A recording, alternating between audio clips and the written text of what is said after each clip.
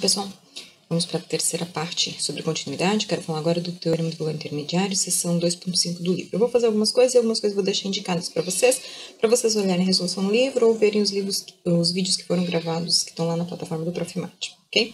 Eu começo com uma motivação, porque eu acho que o Teorema do Valor Intermediário é um assunto muito importante, tá? Então, eu começo com uma motivação de que esse tema já existe há bastante tempo. Em 1225, Fibonacci foi desafiado a resolver uma equação, que é x ao cubo mais 2x quadrado mais 10x igual a 20, tá? Ele chegou à conclusão, ele não chegou numa conclusão, mas apresentou uma aproximação correta até a 9ª casa decimal, sem explicar muito como chegou nessa aproximação. Inclusive, ele usou base sexagesimal para fazer isso, tá? Mas isso foi um feito muito grande, né? Não ter conseguido solucionar, não ter encontrado a solução, mas ter encontrado uma aproximação muito boa para ela. Colocando isso em termos de cálculo, a gente considera a função função polinomial de grau 3, né? X ao cubo mais 2x quadrado mais 10x, e a gente está preocupado em resolver, saber se existe um A tal que o f de A vale 20, né? Então, a gente quer encontrar esse valor 20 aqui, tá? E como é que a gente faz isso, né? Intuitivamente, se a gente for pensar o que a gente já conhece de polinômio, né? A gente sabe que a imagem do polinômio, mas isso com informações bem mais avançadas, não com o conteúdo que a gente tem agora, mas a imagem dessa função é todo conjunto de números reais, então existiria sim esse A, tá?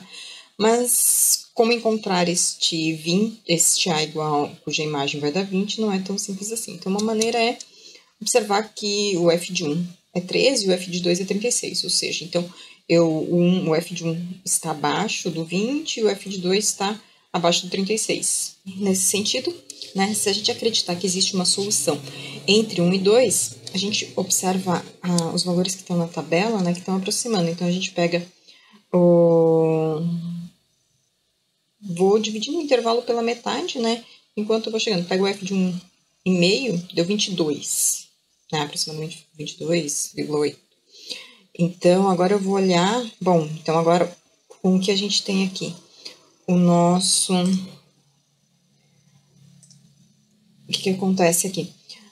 Agora, o meu 20 está entre o f de 1 e o f de 1,25. Então, eu vou dividir o intervalo de novo, vou pegar 1,25. Bom, aqui então eu estou em 17 e 22. Então, eu vou lá olhar entre o intervalo de 1,25 e 1,5. Então, eu vou pegar aqui o 375 aqui, tá? Bom, cheguei mais próximo de 20. Vou aumentar o 1,25 e ver o que acontece, né?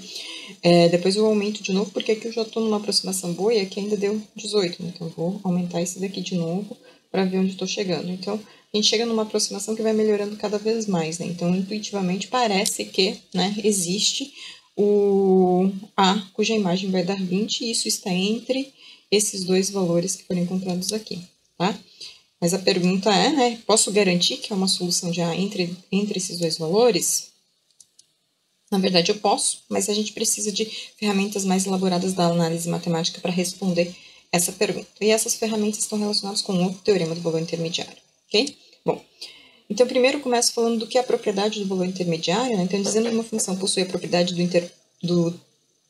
a propriedade do valor intermediário, se para todo o intervalo de f em AB que está contido no domínio da minha função, e todo y0 que agora está nas extremidades do f de A e f de B, né? Então, sei lá, digamos que o meu f de A é menor do que o f de B. Eu vou descer uma função contínua só para a gente ter uma ideia aqui, né? Mas a gente não está relacionado a isso aqui. Então, se isso aqui for meu f de A, né? Então, aqui estaria o meu f de A, aqui estaria o meu f de B, né? O meu x seria um conjunto maior, né? Aqui teria o meu A aproximadamente, aqui teria o meu B, ok? Então, o que diz aqui? Para qualquer y0 que eu pegar entre f de A e f de B, a pergunta é, existe um x0 cuja imagem é f de D, né? Isso, se existir, então essa função tem a propriedade do intervalo do valor intermediário, tá? É razoável esperar que as funções contínuas tenham, né? E a gente vai provar que de fato tem, tá?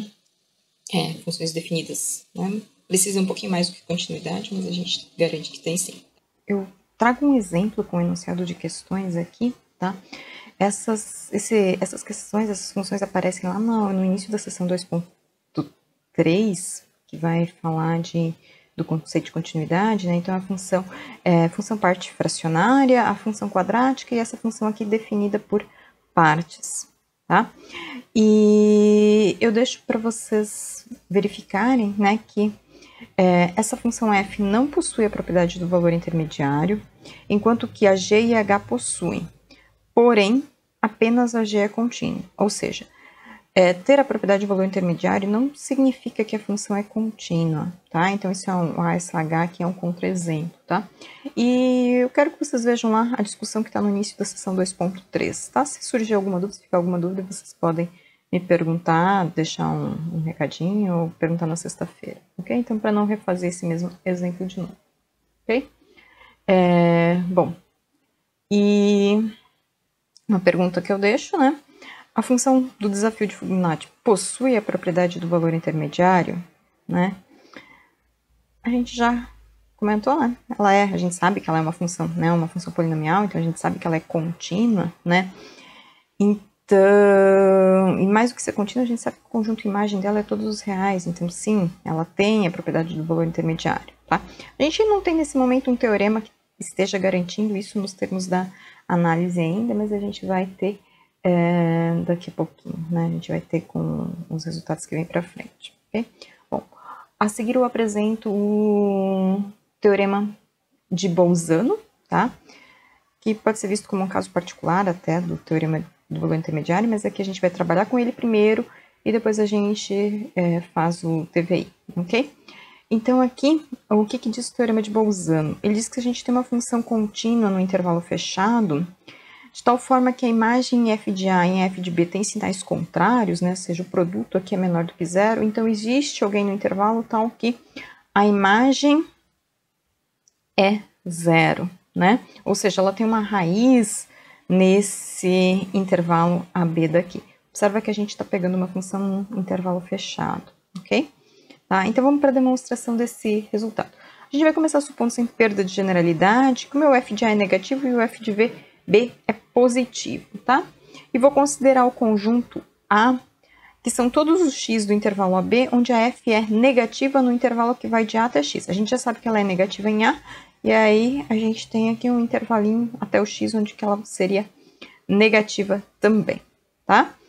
Esse intervalo está contido dentro do intervalo AB, portanto, esse conjunto A, né? Ele está contido dentro do intervalo AB, são todos x que estão AB, portanto, ele é limitado, né? Bom, então, aqui o que a gente tem? Como o meu A, o f de A é negativo, então, eu sei que esse Azinho já está dentro do meu conjunto A, né? Então, a minha vai de A até A, e, portanto, o meu conjunto é não vazio. Como A está contido em AB, então ele é limitado. Se ele é limitado, então a gente já sabe que ele possui supremo e ínfimo, tá? Então, aqui eu quero trabalhar com o supremo desse conjunto, né? Porque a gente está querendo chegar em onde ela é zero, né? Aqui ela é negativa, então estou subindo aqui, né?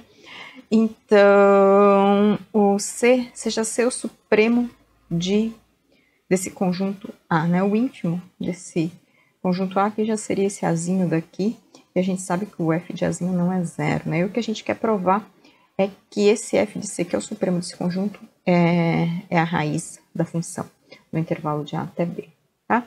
Primeiro, a gente começa observando que o nosso C é maior do que A. Por quê? Porque se o A é menor do que zero e a f é contínua, então, por permanência de sinal, existe um ΔI, que eu posso pegar aqui menor do que o comprimento do intervalo todo, né?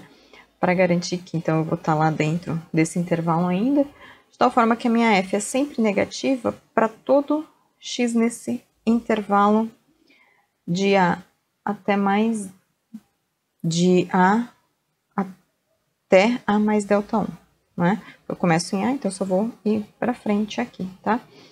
Ou seja, né?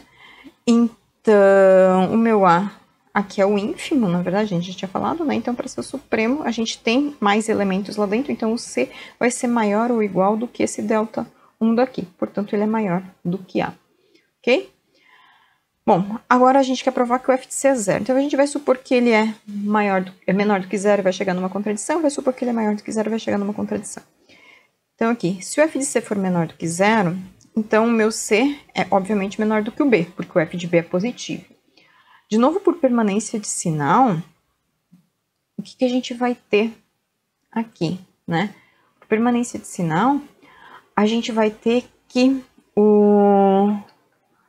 existe...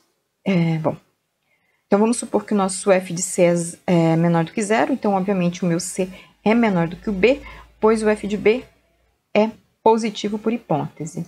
Bom, então, de novo, por permanência de sinal, existe um delta 2, que eu posso tomar menor do que B menos C, onde a f é negativa em torno de C, né? O meu f de C eu estou supondo que é estritamente menor do que zero, então existe um intervalo em torno dele que ele é menor do que C aqui, né? Então, aqui, o que a gente estaria aqui? Vamos lá, vamos pensar, só para a gente representar onde que a gente estaria aqui.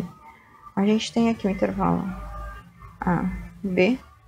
Então, a gente chegou aqui no A mais delta 1 e a gente já concluiu que o nosso C é maior ou igual do que esse daqui, ok?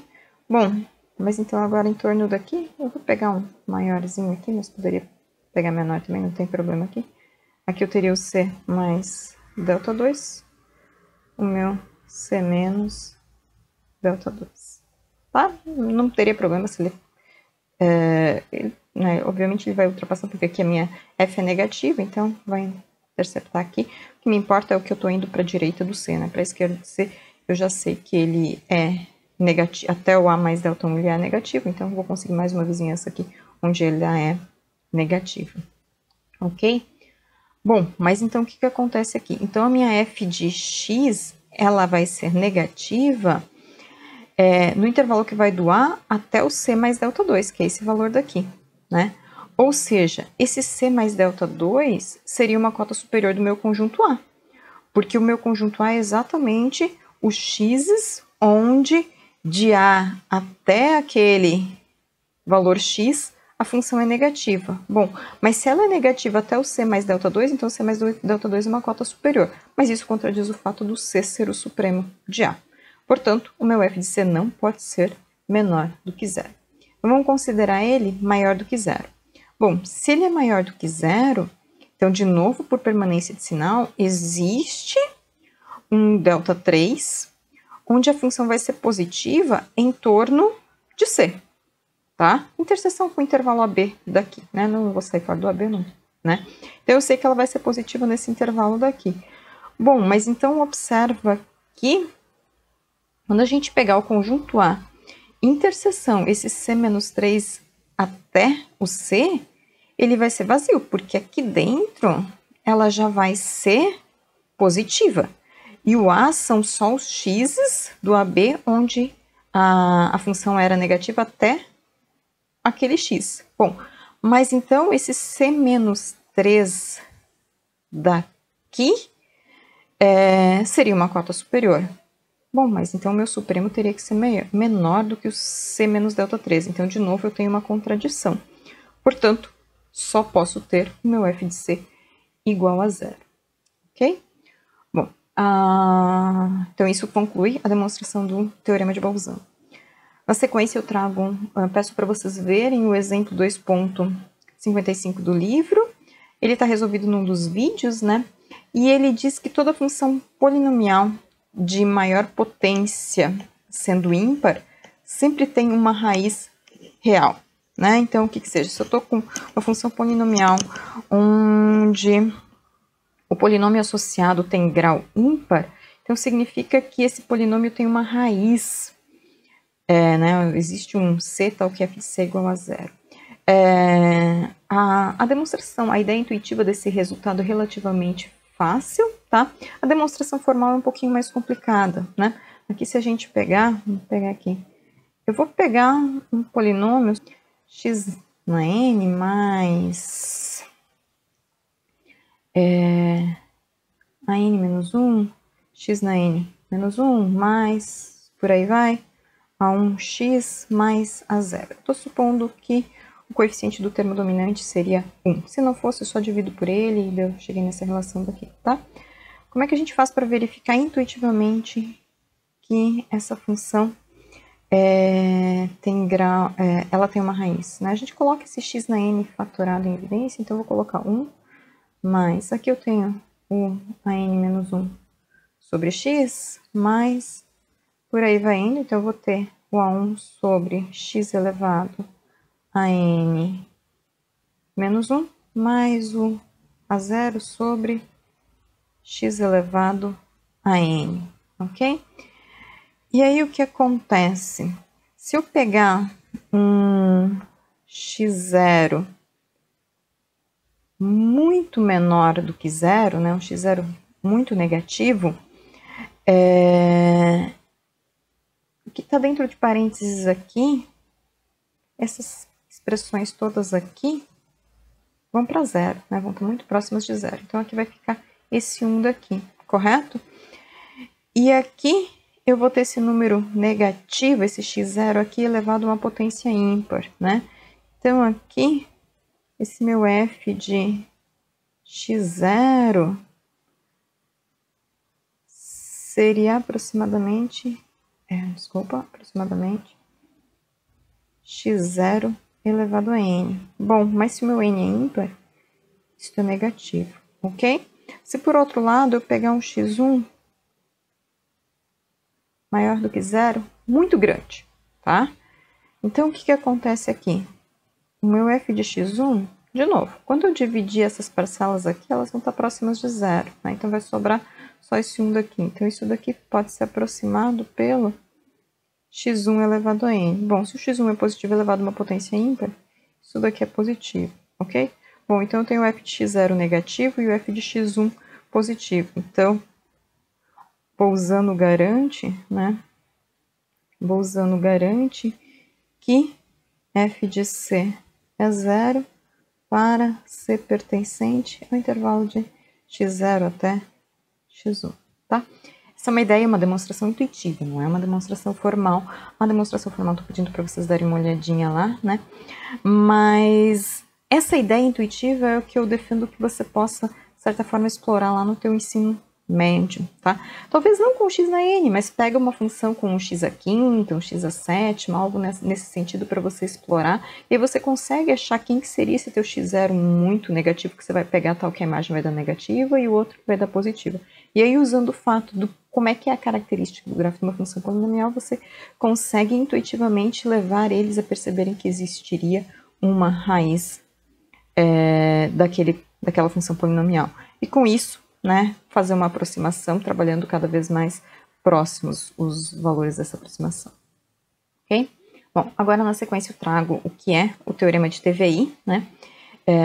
Então aqui tenho duas funções contínuas e tal que f de A, definidas no intervalo fechado a B, né? Tal que f de A é menor do que g de A e f de B é maior do que g de B ou vice-versa. Tá? Então deixa eu fazer um esboço aqui do que seria mais ou menos isso daqui que está acontecendo aqui, tá? Então, eu vou pegar aqui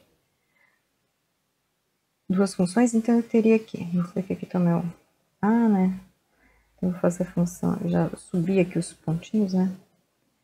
Então, aqui vou começar sem fazer, a função é contínua, então eu vou, né?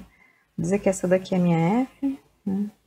Então, aqui estaria o meu B, isso aqui seria o meu f de A, e aqui assim teria o meu f de B, ok? Bom, então, o que acontece? O meu G, né, o meu G de A, vou marcar aqui assim, o meu G de A é maior que o f de A, por hipótese, né? Então, aqui assim teria a minha imagem do G de A. Porém, o meu G de B é menor do que o f de B. Então, aqui teria o meu G de B e o ponto B, G de B, estaria aqui. Bom, então meu gráfico é contínuo, ele vai sair daqui de alguma forma e tem que chegar aqui. Observa que o gráfico da f está no meio do caminho, então em algum momento eles têm que se interceptar. Então aqui eu teria o meu C, né? Então existe um C em AB, tal que o f de C seria igual ao G de C. Em particular, se eu pegar um número real D, que pertence ao intervalo que vai de f de A até f de B, então existe um C tal que a f de C seria igual a D. Aqui basta considerar que a minha G seria a função constante D, né? Então, o G de A seria igual ao G de B, estaria entre A e B, e aí o meu gráfico seria uma função constante, né? E interceptaria a minha função f em algum ponto, ok? Bom, vamos fazer a demonstração desse teorema aqui. Para fazer a demonstração, a gente vai encaixar ele no teorema de Bolzano, na verdade, tá? Então, para isso, a gente vai considerar uma função auxiliar, que é a função h f menos g. Bom, essa função está definida de AB, né, já que f e g estão. Como f e g são contínuas, h é contínua, né? Então, aqui, como f e g são contínuas, a gente provou, né? Então, h é contínuo. Ok? Bom, agora vamos observar o que acontece com h de A vezes h de B, tá? Porque o meu teorema de Bolzano note que, né? Bom, mas isso daqui vai ser f de A menos g de A multiplicando f de B menos g de B. Bom, como o meu g de A é maior que o f de A, então esta parcela daqui é negativa. Como o meu f de B é maior do que o g de B, esta parcela é positiva. O produto do positivo com o negativo é negativo, ok? Bom, então a gente está lá na hipótese do teorema de Bolzano. A gente tem uma função h definida no intervalo fechado contínuo, né? Então, pelo teorema de Bolzano,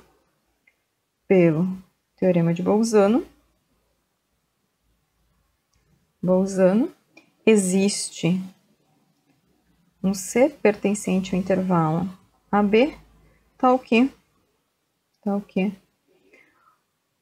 o H de C é zero.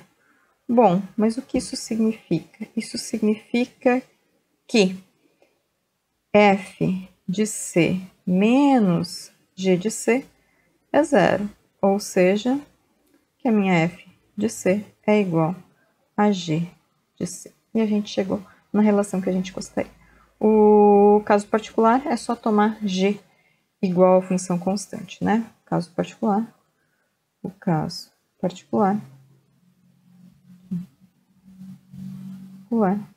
tome g de x igual a função d constante. Né? E sai o resultado. Portanto, a gente tem a relação que a gente queria. Na sequência, eu deixo um exercício para vocês, que eu quero que vocês expliquem como você poderia justificar para os seus alunos do ensino médio que a equação do desafio de Fibonacci tem solução, tá? Então, eu quero como é que você poderia justificar isso para os seus alunos, ok? Além disso, eu deixo algumas coisas para vocês verem, tá? E se surgir dúvidas, a gente pode discutir depois, tá? Então, aqui, eu só não vou refazer porque são coisas que estão feitas nos vídeos ou no livro, tá? Então, aqui, primeiro o corolário 2.57, que diz que a imagem, se eu pegar uma função definida no intervalo, uma função contínua definida no intervalo, então a imagem dessa função também é um intervalo, isso é um resultado bem importante, tá? A resolução acho que tá tranquila, tá? Não tá muito difícil. O exemplo 2.58, que fala do ponto fixo, né, que é um exemplo bem interessante. O exemplo 2.59, que fala para determinar a solução de uma equação, e ele vai usar o TVI de uma maneira bem interessante, tá? O teorema 2.61, que também é bem importante, e ele tá bem resolvidinho no vídeo lá do banco de informações, de banco de dados do Profimat, tá? Então, por isso que eu não vou refazer ele aqui. Então, continuidade, ele diz que a inversa de uma função contínua continua sendo uma função contínua, tá? Então, é bem interessante esse resultado. E aí, como consequência desse teorema 261, tem a função potência enésima, que já apareceu em alguns exercícios, Mas aqui vem a formalização, então, do resultado, tá? E o exemplo 2.63, que vai falar das inversas das funções trigonométricas, ok? Eu encerro repetindo as bibliografias de novo, tá? E agradeço para vocês, tenham uma boa semana, bons estudos. Dessa vez são só 5 exercícios para vocês postarem, tá um pouquinho mais curto. Talvez tenha alguns um pouquinho mais complicados, mas nenhum para ser complicado demais, ok? Legal, bacana? Pessoal, boa semana, até mais. Obrigada.